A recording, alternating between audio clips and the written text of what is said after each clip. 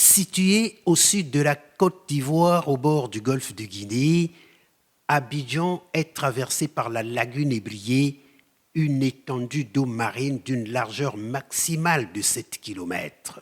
Capitale économique, elle est considérée comme le carrefour culturel ouest-africain.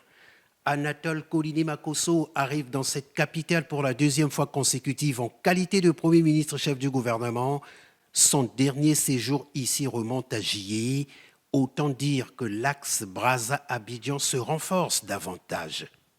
Pas plus tard qu'il y a 2 semaines, les deux pays ont procédé à la signature de 15 accords de coopération bilatérale, un véritable coup d'accélérateur des relations ivoiro-congolaises. À Abidjan, le chef du gouvernement, qui aura par ailleurs des entretiens avec les autorités ivoiriennes, est invité à prendre part à la réunion de haut niveau dans le cadre de l'année africaine de la nutrition.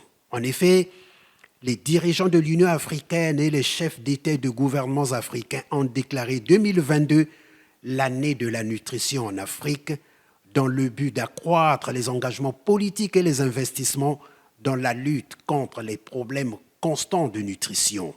Le Premier ministre vient porter la voix du Congo à cette tribune africaine.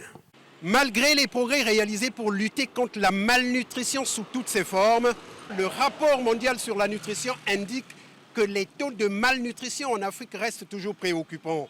Près de 30% d'enfants de moins de 5 ans souffrent d'un retard de croissance et plus de 40% des femmes en âge de procréer souffrent d'anémie. La réunion d'Abidjan, une urgence de santé publique.